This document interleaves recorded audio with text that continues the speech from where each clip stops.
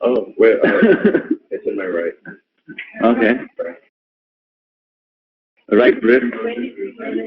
I noticed, It's in the shower. yeah.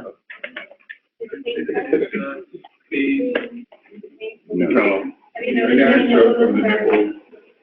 No. No nipple discharge. No trauma, doctor. Okay. No loss of weight, no loss of appetite. No family history of breast cancer. Sorry? Okay, pain with the menstruation. No, doctor. Temperature change, doctor. Last menstrual period? 2 weeks ago. 2 weeks ago. Any medical condition? No. No. No discharge from the nipples. No bleeding from the nipples. Any lumps and bumps in any other part of the body? No. No fever, no fever. No loss of weight, appetite. No. Sorry? No anemia signs. No bone, no meds. Sorry? Just heaviness. Yes, he must be feeling heavy.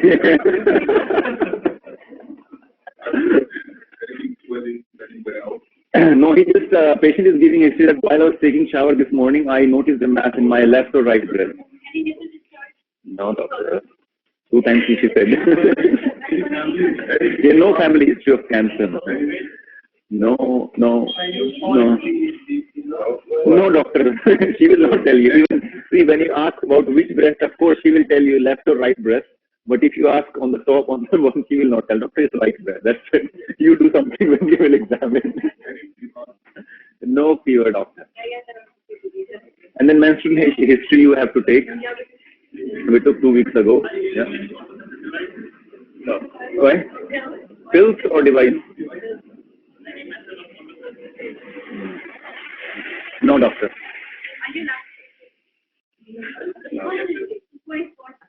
44, yeah. Yeah, any skin changes, yes. And around the nipples, yes, you can ask. Yes. No, doctor. Wow. Any other?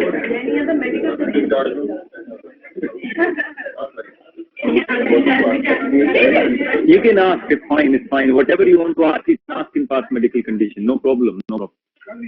Yeah, you can, you can.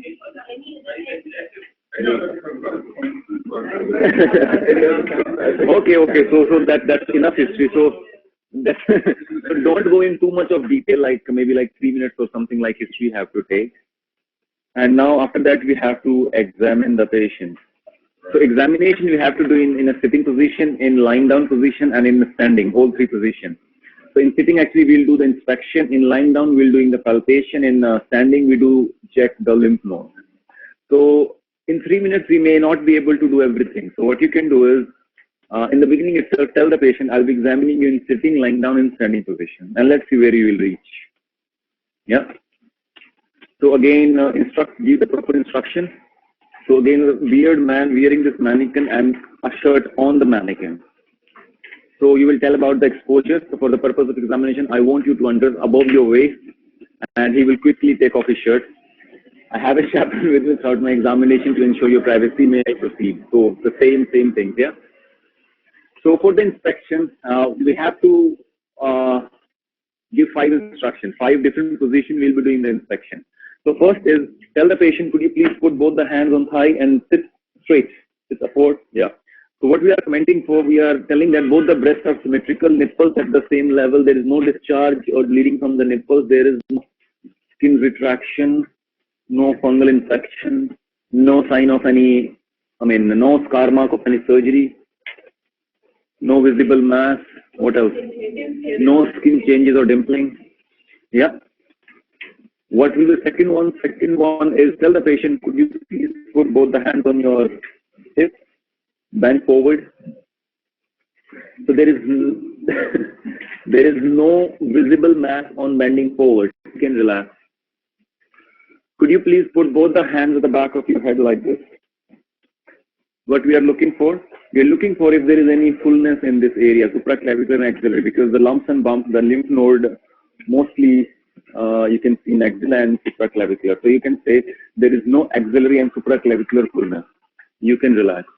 Could you please lift both the breasts with 2 fingers like this? So what we are looking for? Scar, okay, or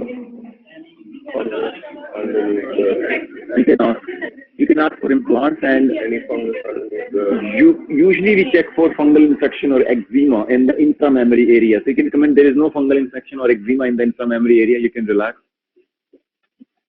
Last is, could you please squeeze both nipples with maybe 2 fingers or with thumb and index finger? So there is no discharge of bleeding from the nipple. You can relax. So these are 5 steps.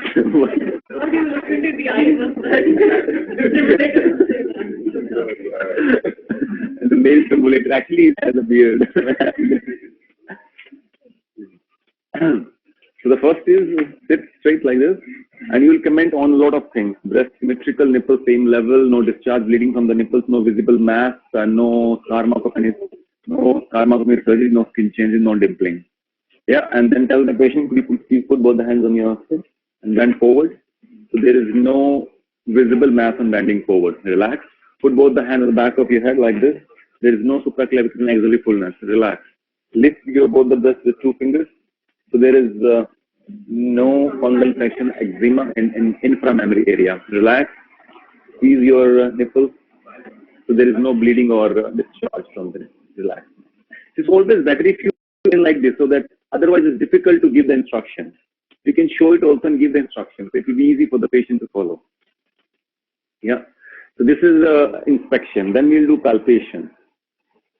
So can I go the back?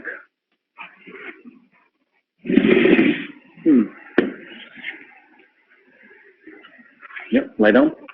Then we tell the patient to lie down on the couch. So inspection we have done. Now we do palpation. So palpation, first thing that we do is the temperature. Yeah. So in one breast, how many quadrants are there? You want to say?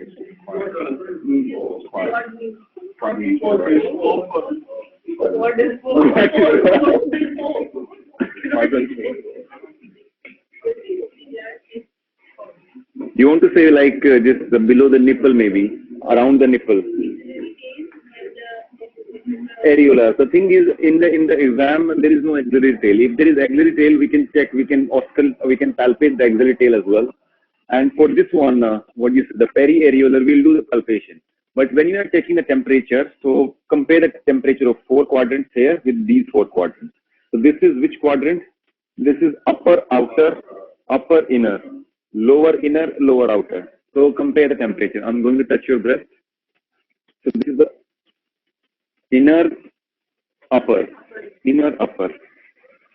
outer upper, outer upper, lower inner, lower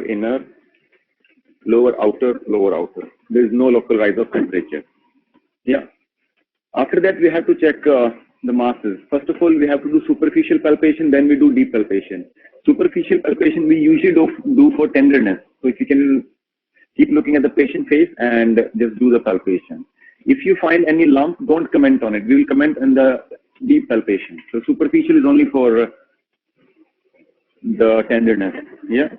So when you're doing the deep superficial palpation or any palpation, try not to lift your hand. Otherwise, you may miss any mass or something.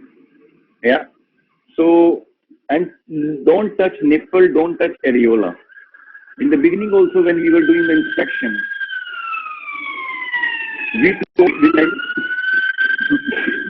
we mentioned it to the patient that could you please squeeze the nipple. The sensitive area, so patient can touch, but you, when you're doing the examination, don't touch. Don't touch nipple, don't touch areola, and do the palpation without lifting your hand. Otherwise, you may miss something. So what you can do, actually, you can start from this position, the 7 o'clock position. Keep looking at the patient's face.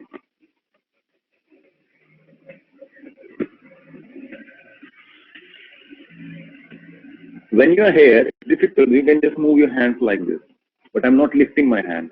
And I'm a bit far from the nipple and areola, so I'm not touching even. And I finished here, 7 o'clock.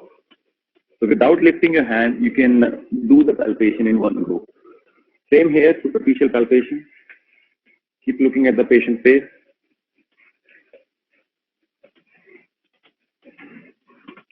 Once you are here, just turn your hand. It's easy.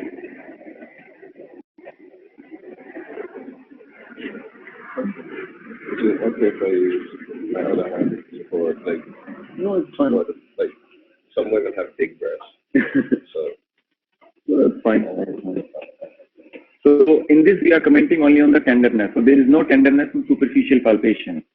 So after that, we will be doing the deep palpation, and deep palpation we do for the mass. We have to comment on the mass. If you found any mass, comment on it.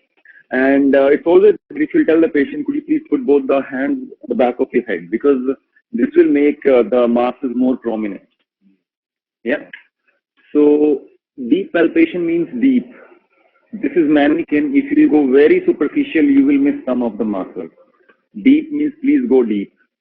It usually happens female candidates, they are not able to find the mass in the exam because they are too gentle.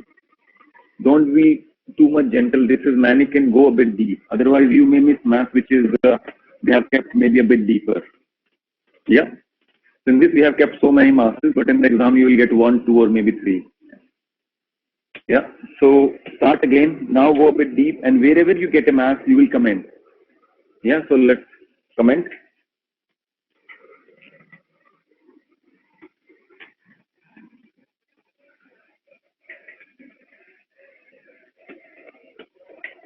There's a mass. Okay, I can feel the mass. It is in right breast, upper outer quadrant. It is around 2 into 2 centimeter. Roughly idea I gave, because you can't give like the exact length or breadth of the mass, but roughly idea, roughly 2 into 2 centimeter. What else we can say? It is smooth in consistency. It is regular. It is non-mobile. Firm in consistency. It is non-tender. It is attached to the underlying structure, not attached to overlying skin. Yeah, and move on. Same way, check the other breast.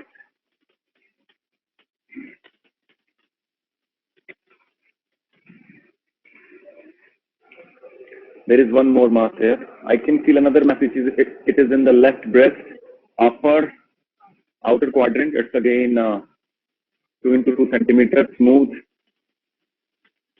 regular in margin, firm in consistency, non-mobile, non-tender, attached to underlying structure, not attached to overlying skin. And move on. There is one more here. So again, comment.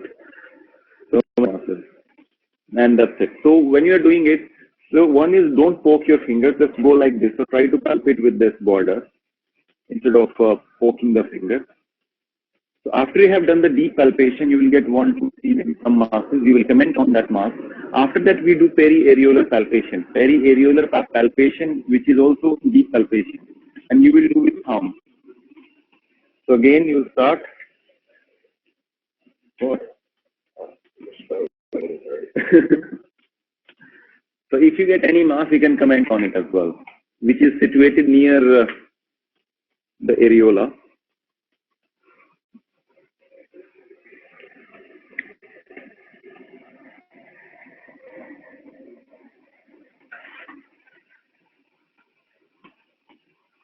Again, don't touch nipple, don't touch areola, just do deep palpation with the thumb. We are checking periareolar palpation.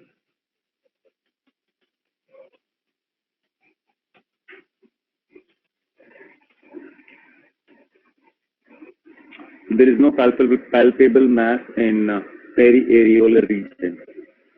Yeah. After that, we have to check for. That we already checked. Yeah. When did we check? Yeah, when I was checking. Inspection, we have already checked. Yeah, we'll check for lymph nodes. So for that, tell the patient to stand. Come.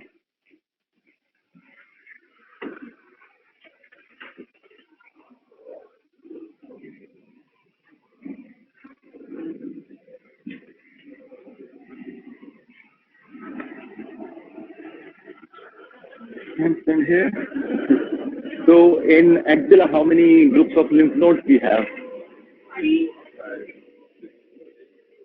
Which one? Tell me.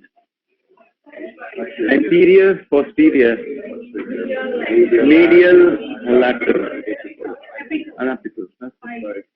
Yeah. Central or medial is the, who said, is the same. So how we will check? Come. So the simple thing is, when patient is standing, just stand on the side of the patient. Like this. Tell the patient, could you please put your left hand on my shoulder? I will do the same. So now you can check 3 groups of lymph nodes from the front. Which one? Anterior. Anterior is anterior axillary fold. Very easy to find. Yeah. Anterior. Medial is here. Medial or central. Apical is apical. Yeah. So I'll tell you, this is anterior. The anterior axillary fold is anterior, medial, and apical inside. Yeah. So it is anterior, medial, apical. Same here. And same here, you will check. Anterior, medial, apical. Yeah. Now tell the patient, could you please cross your hands like this? I'll be going to your back. So we will go to the patient back. Which one will check? Posterior. Posterior is posterior axillary fold. Very easy to find. And this is lateral. Posterior axillary fold and lateral. Yeah, relax. Could you please shrug your shoulders? And you can check for supraclavicular. If your height is like less, you can tell the patient to sit on the chair and you can check for supraclavicular, like we did in the thyroid one, simply. Yeah? Sit. So that is done. So this is about breast examination. So if it is a combined station now, what do you think, where we should reach? If it is a combined station. I mean, we need to get the management by 6 minutes. Yeah, I mean, you need to start the management, of course. So you have roughly 3 minutes, for example, to do the examination. So you have to find a mass. If you're not able to find a mass, how will you comment? How will you do the management? So again, inspection, superficial palpation, and deep palpation. This patient is telling you that, doctor, I noticed a mass in my left breast, so it's better start from the left breast. That you will be able to find one mass. And what will be the management? If you got 1 mass, 2 mass, or 10 masses, what's the management? Investigation. Management is not going to be different. It's going to be same. So if you feel like at 6 minutes you are able to find only 1 mass, you are not able to finish the examination. So leave it, go for the management. If it is a combined station. If it is a teaching station, of course you can finish it off. In teaching station, you can finish it very easily. Yeah? So that's it. So what will be the management actually in this case? Well, yeah, so which investigation you think you will do? we'll do a radiological investigation. Ultrasound or mammography? Mammogram. Ultrasound or mammogram? Mammogram. This is 44. Yeah, it depends on the age. So if it is less than 40, it is ultrasound. Otherwise, mammogram. Yeah. 44. Sorry? Yes, screening. Yes, we are doing the screening. What kind of lump it is? If you found now, still you will do the mammogram or ultrasound. We'll do further investigation as well, like FMC, fine needle aspiration cytology, and if needed, maybe we have to take biopsy as well. Yeah. Patient, what do you think? What will be the concern of the patient? Is it cancer? So what's the explanation? Yeah, and mostly breast lumps are benign actually. Again, don't reassure her 100%. Okay, don't worry, it's just benign, relax. That's also not a good thing. Say, like mostly the lumps, the breast lumps are benign, but we need to investigate it further to make sure what kind of mass it is. That's it. That will be the management.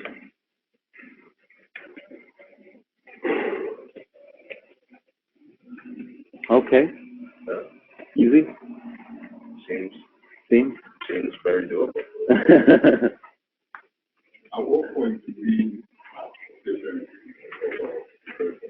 So cover up, dress up. After you have finished the examination, you can tell the person.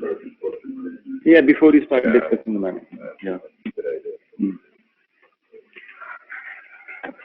So in this station is, what to say, try not to laugh. I mean, And also, like it happened quite a few times when you're giving the instruction to the patient. It happens. I mean, instead of saying sir, it's a common word that comes in our conversation. Sir, could you please do this? Could you please do like that or something? Just call the patient by the name. That's the safest way. And I don't know why they are calling a man who's having beard for this patient. They can ask it as a teaching station as well. In that, you can finish it off very easily because you will be having 8 minutes. There is no history and there is no management. And in that station also, they will write, do not let your student do the examination. So you just have to do the examination. That's it. So they're asking this station as a combined station or as only teaching station. It's very easy station. First, inspection 5 steps. Show me. This is exercise till 6th of August. Sorry? Your exercise till 6th of August. Okay. Number 1, what's the position? Inspection position. Well, I'm sitting. Sitting, putting both the hands on thigh and upright. Upright. Recommend. The second position? Second position is hands in front. And bend forward. Relax. Third position? Hands behind the head. Yes. Fourth? Fourth position is I Fifth? If I go squeeze and yes. squeeze and Till your exam is your daily this is my daily routine. daily exercise. 1, 2, 3, 4, 5. 1, 2, 3, 4, 5. Yeah. Your daily prescription pills. Okay. Yeah. Yeah. And Every morning. Sorry? In combined station, definitely you will get a lump. If it is a teaching station, you may not get a lump. That's fine. See, if that lady is saying, while I was taking shower, I noticed a lump. So there will be a lump. They will keep a lump. In teaching station, you may not get. Sometimes they are keeping, sometimes they are not keeping. That is fine. Yeah? So it depends what kind of station they have given. Yeah. Easy. Okay. Oh.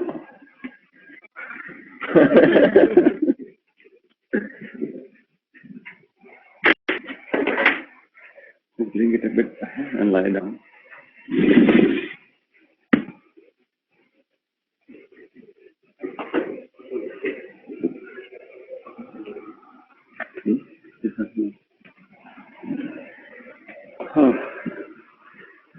Don't sleep.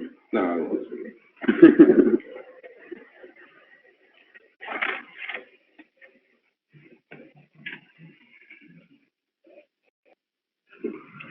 Let's do these Simman stations. What is Simman? Dr. Charlotte, what is Simman? It's a talking mannequin. What happens is, mannequin is there, full body mannequin. Whatever you will ask, he will answer. Really? The thing is, there is a mic they have fitted in the mouth. So whatever you will say, someone else sitting in other room listening, and they will respond. You feel like the mannequin is not that smart. Ulta kar do.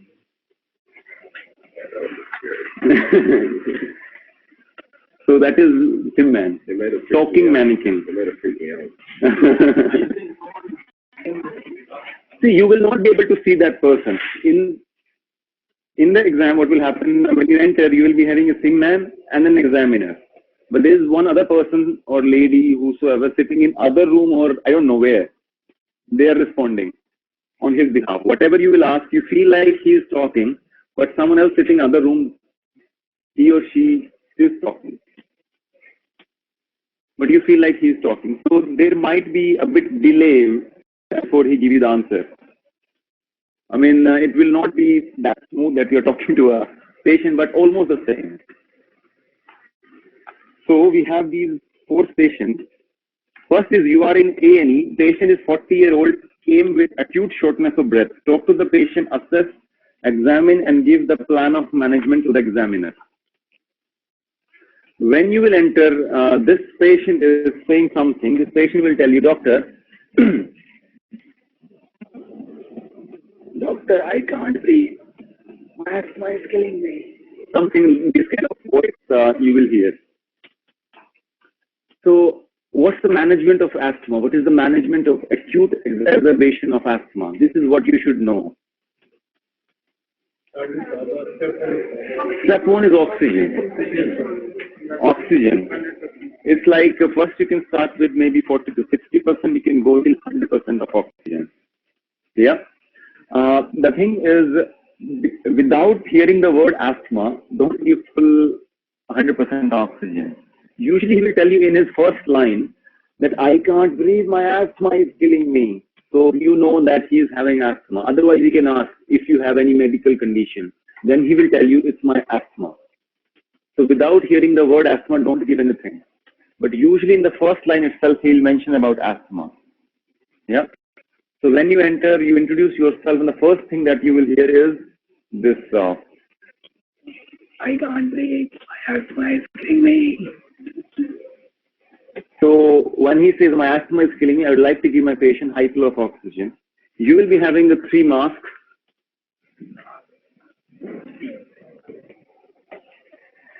Which mask you will take?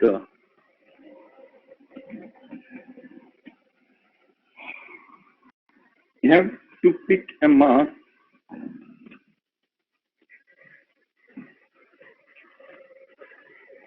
They have 3 masks in the exam.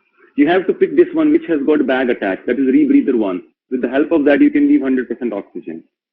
And it doesn't have the bag. In the exam, they have 3 masks. Only one has got reservoir. You need to pick that and put it on the patient's face. And tighten it. Who knows in the shit? That's the second. Somebody played with it.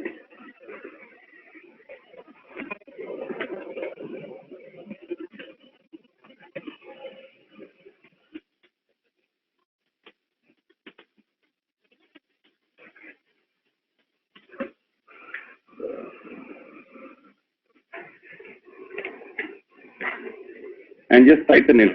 That's it. This is what you're supposed to do. Just take a mask which has got the bag attached. That's it. So first thing is, once patient says my asthma is killing me, what you will do? High flow of oxygen, pick that mask and put it there. After that, you have to give salbutamol. Before that, just listen to his chest. Listen to his chest, the same 6 areas that we were doing in primary survey. Just listen to his chest. There will be a stethoscope and you will be able to hear a very clear wheeze. Actually, when you enter into the cubicle, you can hear the wheeze. Is that loud? Yeah, Siemens. They have some settings. They can show you wheeze. They can show you normal heart sound, normal breath sound, I mean. So you will hear a wheeze. So you just auscultate his chest. Spend some time. Don't be very quick. Maybe like 5 seconds. He will take 1 breath, 2 breaths, 3, 4, 5, 6. Yeah, 6. Compare it with each other. Once you are able to hear the wheeze, you will give the next step, which is salbutamol. How much we give?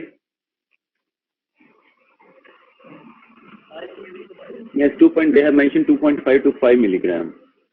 And we can repeat it every 5 to 15 minutes. After that, your patient will be absolutely fine. You can continue taking history.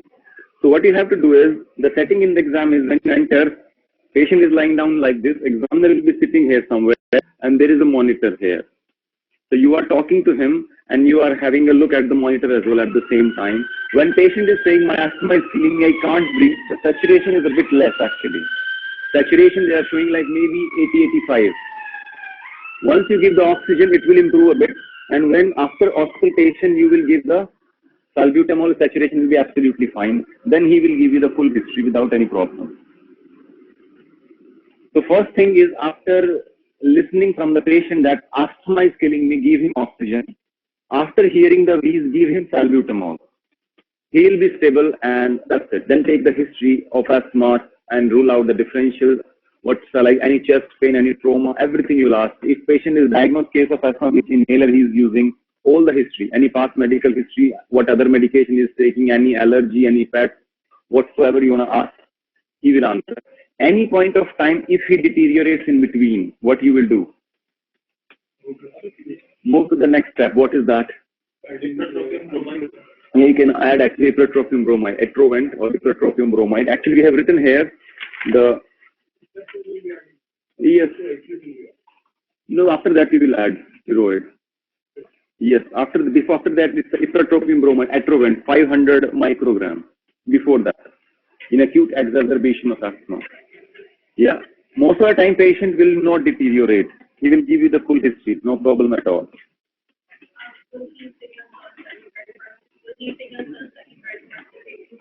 Sorry? No. I mean, signal is, he is not breathless, he is fine, and the monitor also you can see the saturation is okay. So he is comfortable. So the step is, first he will say, I can't breathe, my asthma is killing me. You need to give him oxygen with this mask which has got reservoir. There are 3 masks in the exam. You need to pick which has got reservoir attached. Only with the help of that mask you can give 100% of oxygen.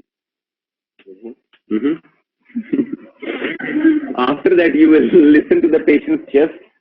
So this mannequin is wearing a shirt or wearing a hospital gown. So you need to undress. You need to undress by yourself. So mention, I'm just taking clothes, so I have a chaperone to ensure your privacy. If you are not mentioning, that's also fine. This is an emergency. But still you can mention that. Yeah. So take off his shirt, or if he is wearing hospital gown, you can just open it. Yeah, when you examine the chest. No, then you don't need any exposure or something, because you can directly put the mask. So after hearing that patient can't breathe, my asthma is killing me, oxygen, take off his shirt or a hospital gown, hear the wheeze. There is a stethoscope, hear the wheeze, and give him salbutamol, 2.5 mg to 2.5 to 5 mg. Every 5 to 15 minutes we can repeat it. Verbalize that. You don't have to give anything, just verbalize it. That's it. After that, your patient is absolutely fine, will talk to you, no problem at all. Any point of time, if your patient deteriorates or anything happens, you will go to next step. But usually he will not deteriorate after that. But if you make any mistake while choosing the mask or something, your semen will die in between somewhere. Because you will give till the end, you will give all the steps of asthma, but you will not be able to manage because you didn't start it well. And at one point of time, he will die. So make sure you have to save him. Yes. Actually, in one of the candidates happened, and then they didn't ask the Simman for many exams. Everyone was making a laugh that actually you killed the Simman. That's why they didn't ask for few exams. But it can happen. If you mess up with one step, he will die. He will be breathless. Saturation will be 85, 80, 75, 70, 0, and dead.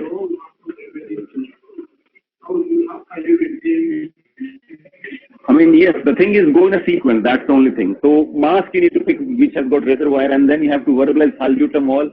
I would like to give this much salbutamol every 5 to 15 minutes. Verbalize everything. Then patient will be stable actually. Then he will give you the history, and that's it. After that, after you have given this nebulized salbutamol, then is ipratropium bromide is 500. After that, once you have done the history part, everything, it's better like just do the quick examination after doing the history. So after doing the history, now patient is okay, patient is stable. So what you can do inspection of the chest quickly. Inspection again, the chest is moving bilaterally symmetrical. There is no sign of any injury or what else? Accessory muscles, yes. After that, the palpation is again take deep breath in and out. Chest expansion is normal, and then you can percuss. So chest sound is resonant. There is no dullness or hyperresonance. Auscultation you can do again. Now you may not get wheeze. It depends. Because you already gave him salbutamol in the beginning. So at the moment now, you may not get the wheeze. So in the beginning, what we did, we only auscultated. But now patient is stable. We have done the history part. So what we are doing a bit of examination, just chest examination, inspection, palpation, percussion, and auscultation. Yeah. After that, examiner will ask you questions. Which question he will ask? So doctor, if your patient deteriorates, what you will do? No, actually, we'll go for corticosteroid. Oh. Corticosteroid, which one? Hydrocortisone. Hydrocortisone. How much? Yeah, 100 to 200 you can say. It's 1 to it's like 100 to 200 maybe you can just. Sometime examiner might say, doctor, if hydrocortisone is not available, what you will do? Yeah, you can give actually prednisolone also. We can use it 40 mg, the alternate for steroid hydrocortisone. If the patient still deteriorates, what you will do, doctor? I will involve my senior.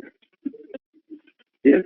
If your patient deteriorates, what we'll do after involvement of senior, we can give magnesium. Magnesium 2 gram IV over 20 minutes. If your patient still deteriorates, we can give salbutamol bolus 250 micrograms. If still patient deteriorates, we can give salbutamol infusion. So this is, the examiner can ask in the end what you will do. Yeah. Actually, this is very easy station. You know what steps you need to take. Very easy station. So first is when patient says, I can't breathe, my asthma killing. That word asthma, give him oxygen. Pick the mask which has got bag and verbalize, I would like to give high flow of oxygen, 100%. Yes, with this mask. After that, listen to the chest. I think it's not written, you can written this sequence. I've written the full history, just this initial 4 steps. When patient says asthma, high flow of oxygen. After listen to his chest, you will get the wheeze for sure. Then give him salbutamol, 2.5 to 5 mg every 5 to 15 minutes. Nebulize salbutamol. Yeah. After that, he's perfectly all right. Take history. If he deteriorates, Atrovent, ipratropium bromide. I would like to give ipratropium Atrovent 500 micrograms. I mean, that's why in the beginning itself, if you will just tighten it up, then you don't have to worry about it. But if it is loose and all, then it might deteriorate, and the reason is mask. Yeah, so, you just have to show it to them. It's like more of acting classes, Once you have put the mask, just tighten it. That means you have done it right. So after salbutamol, take history. Anytime if patient deteriorates, ipratropium bromide. Then patient will be fine. If anytime patient deteriorates, hydrocortisone, just keep on verbalizing. But usually after giving salbutamol, he is fine. He will not deteriorate. So after finishing the history, you will do brief examination of chest, inspection, palpation, percussion, auscultation. And after that, examiner will ask you the management. Doctor, if patient deteriorates, what you will do? Next step. If patient deteriorates, next step, next step, next step. But make sure you should know the dosage.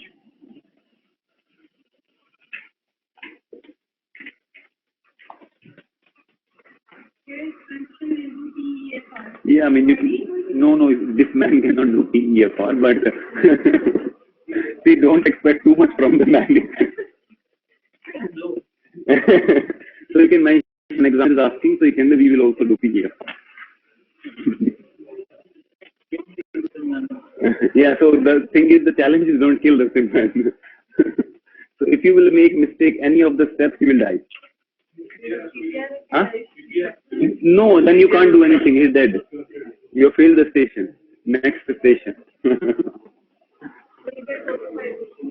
No, he will be flat actually. I just for his comfort. In abdominal, you have to make the couch flat. Other than that, it's okay because primary survey meningitis couch is already flat. Same in this station, couch is already flat. It's the only abdominal examination you have to make the couch flat. Other than that, breast examination, knee examination, 45, it's enough, no problem.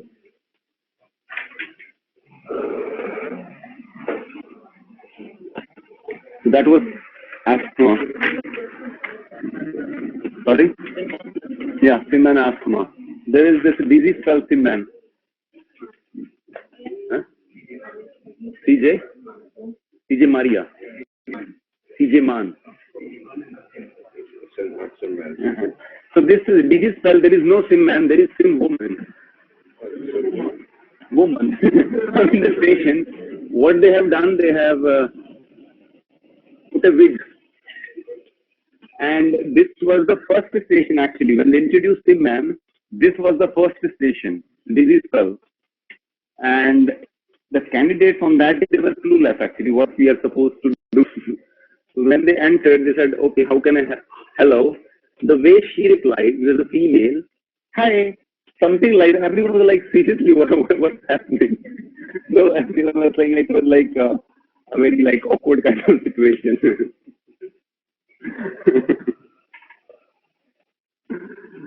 And the wig, and also it was like, it's difficult to control the laugh.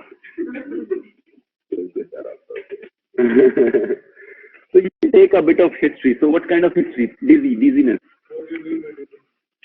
I feel like I'm about to fall, but I don't fall. Not really. It started when it started a few weeks ago, and I had already 4 or 5 episodes. No. Actually, nothing, doctor. I can't think. How old are you? I am 52. Yeah. What were you doing? Nothing actually. No, nothing makes it work better. Bleeding from the front passage. Bleeding from the front passage. Why? Why? Anemia. Why asking bleeding from the front passage? Yeah, any hearing problem, any ear problem? Sorry?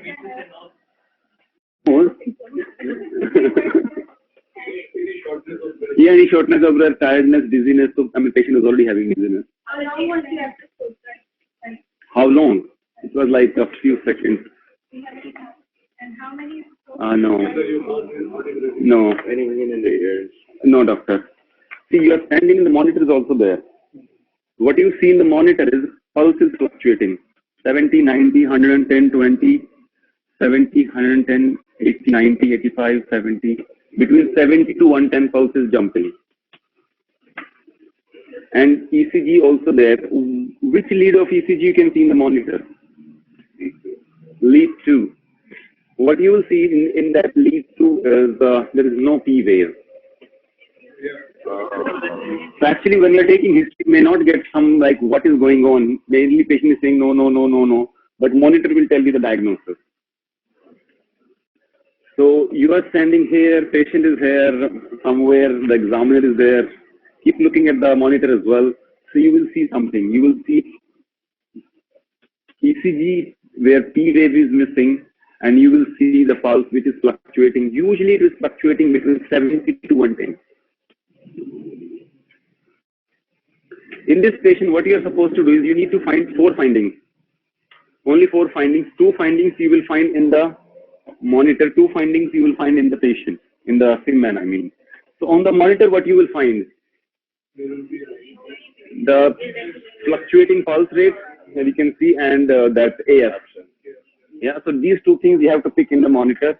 2 things in the SIMMAN. One is you will check his pulse. What do you think you will get?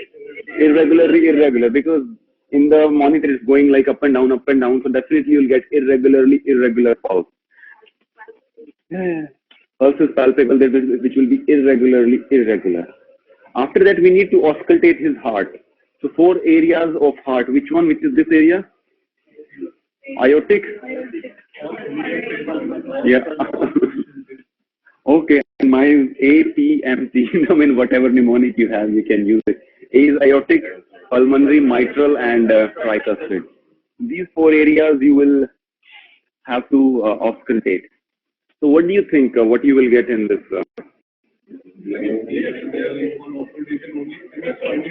So there can be some murmur you can see actually. Yeah, there is in this, what is MS? Yeah, murmur, yeah. So again, don't expect too much from the mannequin. Heart sound is not normal, but you can comment which kind of murmur they are giving. They are giving 2 murmurs. One is pansystolic, one is ejection systolic. Ejection systolic is because of AF, and the pansystolic they are giving it is MR. Yeah, but in the exam, don't expect it will be like a real patient. But if you want to comment which murmur, I'll tell you how you will hear it. I mean, what's the thing that you will hear in the exam? It will not be like a real patient. So if you are unable to comment, don't comment. Just say there is a murmur. That's it. We will do further investigation like echo, and we'll find out which murmur it is. That is more than enough. If you really want to comment, I'll tell you what you can comment. If it is pansystolic murmur, where you think you will hear more? Yeah. And what about ejection systolic?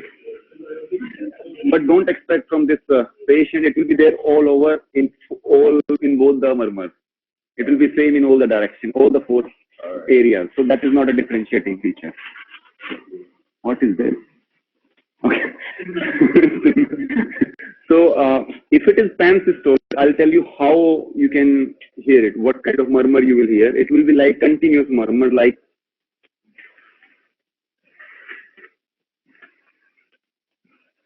I know it's not a sound in real patient, but in Siemens, this is what you will hear. For ejection systolic, there will be a break in this, like. Then you can comment it is ejection systolic. Otherwise, if you say, I can hear a murmur and you for investigation, that is more than enough. Yeah, there is a murmur, yeah. See, in this. That's enough. Wait. In this country, like, if you are not able to find the murmur, that is fine. Even the cardiologists, they don't care that much which murmur it is. In our country, it happens. I mean, they have to find which murmur it is only by auscultation. Here, they don't care actually. They say, oh, there is a murmur, just do an echo. We'll find out which murmur it is. They don't care that much. Yes, it happens. They don't care which murmur it is. They said it's not normal, there is a murmur, just find it out. But if you really want to comment in this case, you can comment on this basis. There are only two sounds this mannequin has. One is continuous, which is one, there is a break. That will be ejection systolic. If you really want to comment, you can comment. Because I know in real patient, this murmur will not be like this. So again, I'm saying don't expect too much from the SIM movement. So that's the thing. So in this station, you have to find four findings. One, two in the monitor, two in the SIM man. In the monitor, you will get the fluctuating pulse and P wave absent in the ECG. In the SIM man, check for the pulse. It will be irregular, and then auscultate this heart. You will get either of the murmur. If you want to comment, you can comment. Otherwise, simply say there is a murmur. That's it. So what can be the management in this case? Yeah, echo. Yeah, we will do investigation. Sorry? Beta blocker, yeah, we can give beta blocker. Okay, we'll do rhythm control, rate control, and do some further investigation like routine blood, maybe thyroid if you want to UNEs. Yeah, UNEs and thyroid and routine blood. Sorry? Which one? Yeah, it's actually ABG you can say. Yeah, EBG, they take sometime VBG sample also. Okay, and what else we can do? Yeah, 24-hour Holter monitoring, echo we can do, troponin. Okay, do troponin. What else? Rate control, rhythm control. How you can do rate control by giving beta blocker, calcium channel blocker. How we can do rhythm control? Maybe or like maybe flicker or some anti-rhythmic drugs, that is fine. Would you like to consider anticoagulation, yes or no? Yeah, at that time maybe not. And what are the criteria to do CHA2DS score actually? Yeah, so simply you can say we can consider doing anticoagulation on the basis of CHA2DS score. In this patient, what is the CHA2DS score? It's there in the book. See what is CHA2DS score. What is the total CHA2DS score? It will count it 1, 2, 3, 4, 5, 6, 7, 8, 9, 10. Yeah, but total is 9, not 10. Why there is a problem? Not male, female. See it again. No.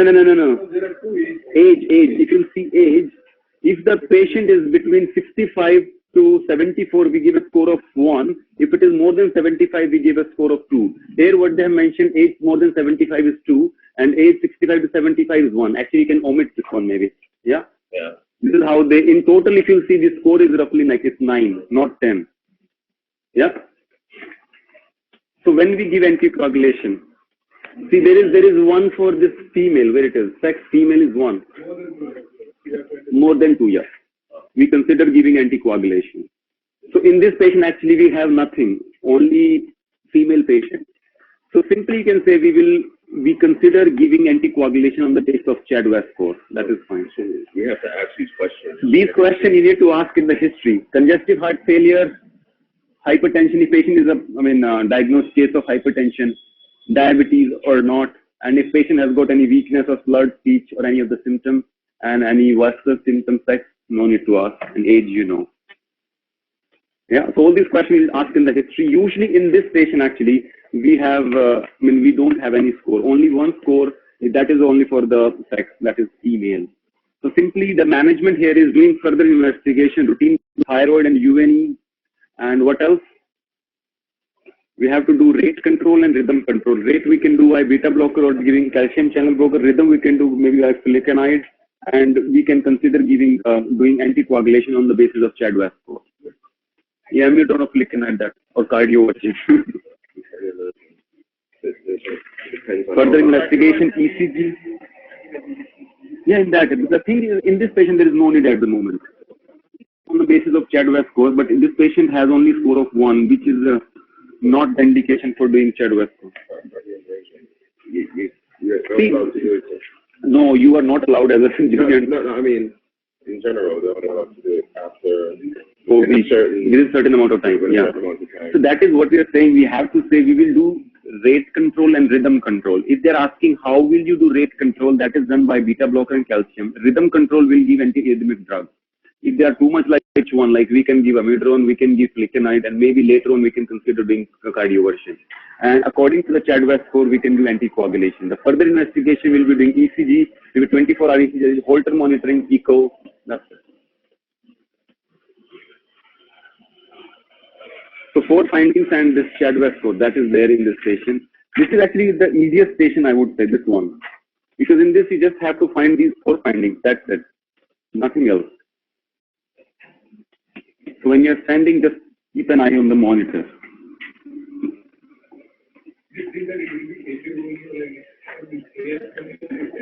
AFib only.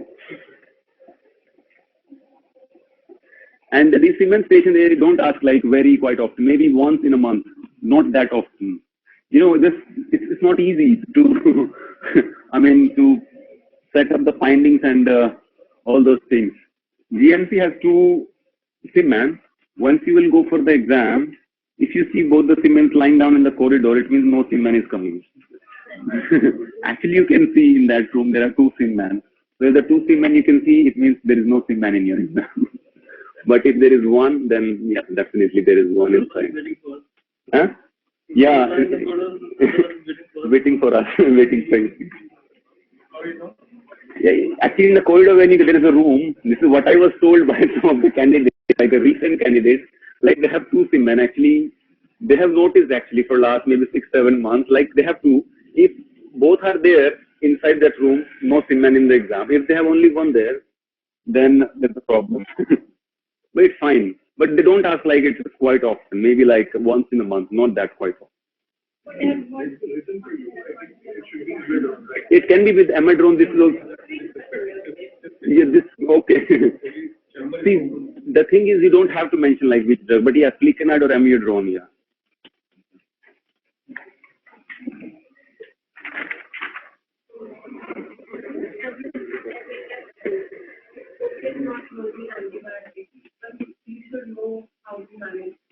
AFE, they don't want you to know in detail. They just want you should know we do rate and rhythm control, and we may consider giving anticoagulation. That's it.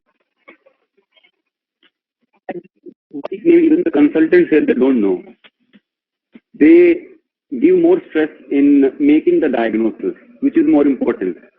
Doesn't matter. Antibiotic you can check and you can give. Even like the senior doctor, they simply say to the junior, just check and just give the antibiotics. Yeah, don't bother with antibiotics. And if there is any problem that antibiotic is not working, call that microbiologist to see which antibiotic. This is usually happen. They don't take that much stress on that. Everybody has their own pen. Being a doctor, we have that black pen. We use black pen in the file, and pharmacists they use green pen. So if you have given medication, for example, there is interaction between those 2 medications. So the protocol here is very safe. Whatever you have prescribed, it will be reviewed by a pharmacist. So after you have given the treatment plan, they will write, doctor, these 2 medications have some interaction, so please review these medications. If it is urgent, they will call you. Otherwise, they will just leave a note in the file. And then whenever you come tomorrow, for example, on the rounds, you will see, okay, these 2 medications, then you will think about it and you will change it accordingly. So they have their color coding. Doctors, they use black pen, the pharmacists, they use this green pen. So they have their own color coding. It's a safe mechanism. I mean, whatever you have prescribed, it's not like a patient will receive directly. It will be reviewed by a pharmacist. Every ward has got one pharmacist. They have a pharmacist. Even sometimes one pharmacist, one maybe the last junior, maybe the learning person, maybe intern, what you can say. Usually have this one. So it's a bit like safe stuff. And it can happen. Like being a doctor, you may not know the interaction. You have given two medication, but it's not like you know every single interaction. It can happen. So that is why they have this safety stuff. Easy? Yeah, that sounds good. Yes, it's tomorrow. Yeah. I'll be up all night.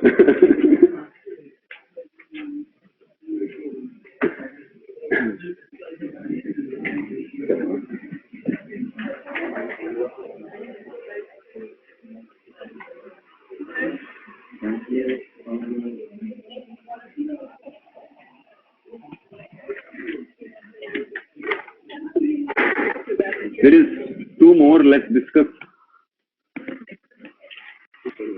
SIM-Man UTI after TURP. SIM-Man. Prepare yourself for it. Nowadays they are giving anaphylaxis one. Let's discuss this one TURP one. It's very easy. There is nothing in this station. TURP, SIM-Man UTI after TURP. You are asking A&E patient is 75-year-old brought in the hospital by the wife because he was feeling sick. Talk to the patient. Address is concerned. When you enter, you can see a urinary catheter was attached to the SIM-Man. And that's it. This patient will give you the history. Doctor, I had a surgery, TURP, couple of days back. I was sent home. Now I came. I'm feeling a bit feverish, feeling tired, and feeling sick. And you know, this UTI is a very common complication after TURP. So we have done enough station of UTI. So same history you will take, what happened that time and surgery when you were sent home. That's the only thing. So in this station, after taking history, I don't know why they are given as a SIM-Man. It's a simple station. There's nothing that you have to do actually. So in this station, after taking history, this patient is attached to the monitor. The readings are the pulse rate 110, the blood pressure 100/70, SpO2 97, temperature 38. What is it? Yeah, he will. Sorry. Septic shock, yeah, you can say, but SpO2 is normal. They usually give the SpO2 normal. Yeah, blood pressure is a bit less. Pulse is high, and the patient is having temperature as well. 38. It was 38. Sorry, 38. 38. So you will take history, like what happened like a few days back. He will tell you I had like frequency, urgency, lots of finding positive. I went, I was told I was supposed to have a surgery, then they did the surgery. TURP, I was sent home, I was absolutely fine, but now feeling tired, feeling sick, and fever is there. So that is UTI, you need to diagnose it. In this, what you will do, this patient wearing the short and the catheter is attached to the patient. So what you can do actually, you can maybe examine the tummy, because patients sometimes give the history of tummy pain as well. Suprapubic area, because patient can have pain. UTI patient usually have pain in suprapubic area. So you can examine his tummy and he might give you pain in the suprapubic area. How he will give pain actually, when you touch this area, someone is sitting there will maybe shout or something, ouch or something like that. So he gives actually pain in suprapubic area. After that, catheter, you will see in catheter, urine catheter attached, and the urine bag, it shows yellowish turbid urine with there is some pus collection and some blood also you can see. That is confirmed, that confirms actually it is UTI. And the management is simply, you can just do the sepsis 6 protocol and all. You can ask for lactate, they will give you ABG also in this station. ABG is showing actually metabolic acidosis. They have asked this patient maybe twice, not many times, but the candidate, all the candidates, they said it was metabolic acidosis. They said the pH was low, HCO3 was normal, low, and CO3, CO2 was normal. It was metabolic acidosis. And according, like as we do in a septic shock, so you can just do the management. And you can tell the patient drink plenty of water, and maybe patient can put some, what do you say, the hot water bottle in the suprapubic area just for the pain relief. Yes, change the catheter. Yeah, maybe, but it's one of the complications also. See, after TURP, we usually send the patient with catheter. We usually keep catheter for 3-4 days. And there are chances the patient might have infection because it is one of the complications of TURP. So definitely change the catheter and give the management of sepsis.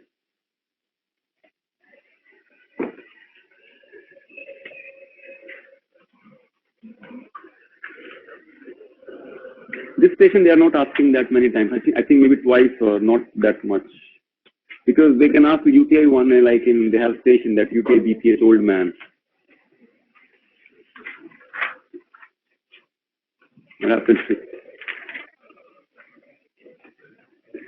Let's do this another one, semen anaphylaxis. Let's read the question. You are in surgery, stage number 90. You are in surgery, patient is 55-year-old, had undergone surgery of the abdomen for burst appendix. Surgery team decided to give 2 units of blood. He was given 1 unit of blood already. While he was receiving 2nd unit of blood, he experienced shortness of breath. Your nurse colleague was concerned about the patient and asked you to talk to the patient. Talk to the patient, assess and give the management plan. There's some information what you will see in the cubicle. Inside the cubicle, there is a sim man lying down on a couch. Yeah. Wearing a gown, you can see blood attached to it, blood attached to the sim man. There are masks with the bag attached with the tubing. Sim man is catheterized, and there is a bag of blood which is connected and transfusion was going on. And there was a bag of IV fluids, adrenaline, and sometimes you will see a wristband showing penicillin allergy. So first of all, tell me what is the reason for anaphylaxis in this patient? What do you think? Transfusion related, because the question simply says he was given 1 unit already. While he was receiving the second one, patient was having this breathlessness. So looks like it is because of transfusion. And there is a wristband also you will see inside the cubicle, because some of the candidates said there was a wristband, some said there was not. So whom to trust? Who said there was a wristband? It means there was a wristband. No one can fake these kind of things. So there was a wristband, and wristband shows penicillin allergy. So it might be because of that also. Maybe patient was allergic to penicillin, but he was given penicillin. We don't know what can be the reason. Yeah. So when you will enter into the cubicle, what happens is, again, doctor, I can't breathe. So what you will do? Yeah, saturation is down also, like 85 maybe. So give him oxygen. And now you have to do the management of anaphylaxis. So what is the first thing? Yeah. First is stop the blood transfusion. That is the main. Oxygen, stop the blood transfusion. Then what is the management? Give adrenaline. How much? IM. 1 to 1000 IM. Yes. What else? Hydrocortisone. How much? Here, 100 to 200 micro mg. IM, IV. IV or IM. They have written IM or IV. They haven't mentioned it. You will see when you see NHS, they mention IV or IM. You can give chlorpheniramine as well. It is 10 mg, again IV or IM. Just you need to mention these 3 things quickly. So first is give him oxygen, stop the blood transfusion, adrenaline 1 to 1000 IM, chlorpheniramine 10 mg, and hydrocortisone 100 to 200 IM or IV. What do you think? Will you give IV fluids? We give IV fluids. Now the thing is how much you will give. You will give 500 ml or 1 liter. It depends on the blood pressure of the patient. If the blood pressure is normal, which is not there here, it's not normal in our patient, you will give 1 liter. If the blood pressure is normal, 500 ml. If it is not normal, 1 liter.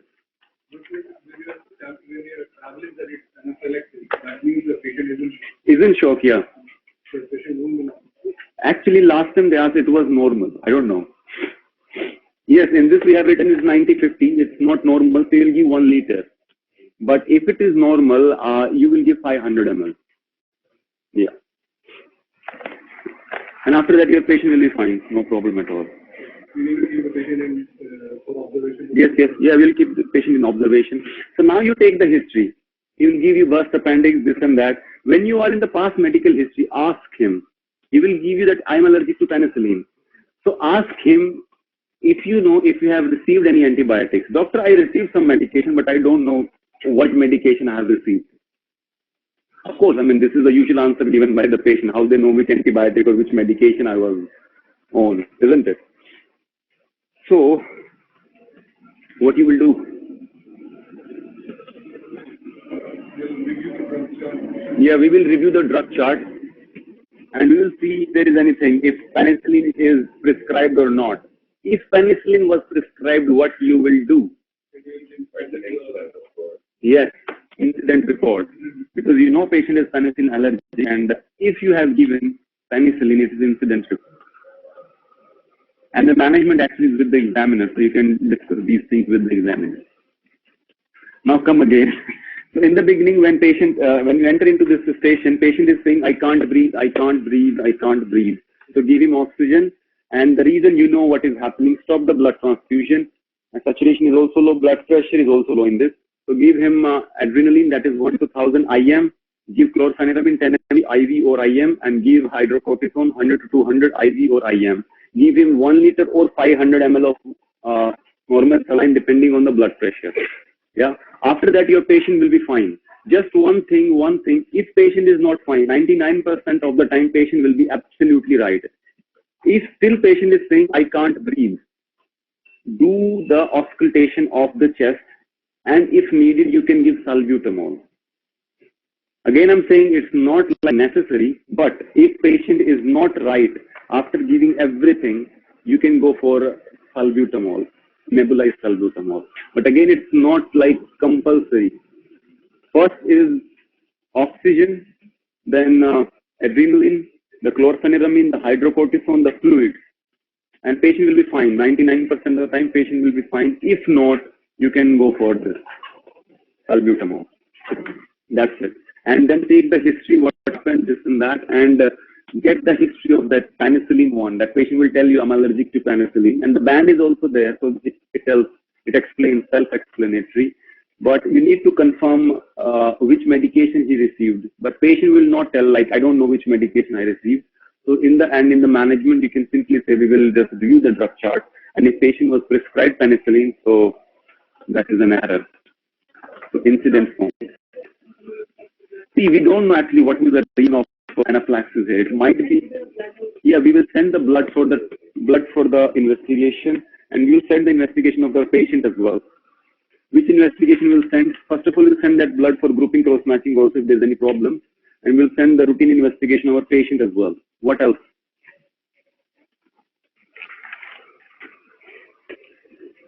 Yeah, that's it. We'll send the blood for further investigation, grouping and incompatibility. And we'll do an ECG and keep in the vitals. That's it.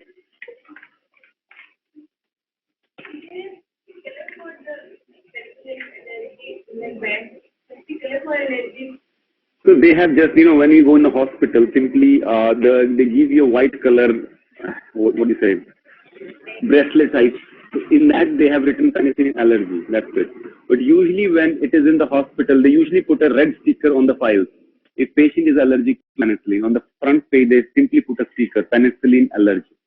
I don't know Britishers, they are allergic to penicillin. Half of the Britishers, they are allergic to penicillin. I don't know the reason, but they are. That is why they have so many stations of this thing. We have this one where penicillin allergic. We have otitis media that we did yesterday. We have one more, UTI BPH old man. So they are so much concerned about this penicillin allergy. So whenever you're going to give any medicine or antibiotics specifically, do not miss this allergy part. Otherwise, you will miss the patient, I would say. So in this patient is having this anaphylaxis. The reason of anaphylaxis might be blood transfusion or maybe the drug and this penicillin. So we don't know, but we did the management for both the things. We stop the blood transfusion, we send the blood for investigation, and we will check the drug chart, what medication our patient has received. But if it is penicillin, incident form, because you already know patient is allergic to penicillin. So that's it.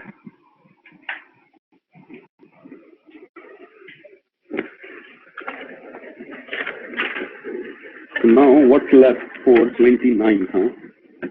We are left with the ECM, cannula, catheter, per speculum, antenatal, testicular. Want to do more? Or we need to keep this small stuff for 29th. Yeah.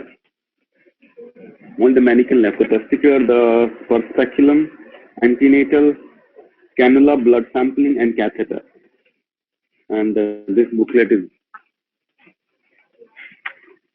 Easy. all are easy, don't worry. No, like quick and easy.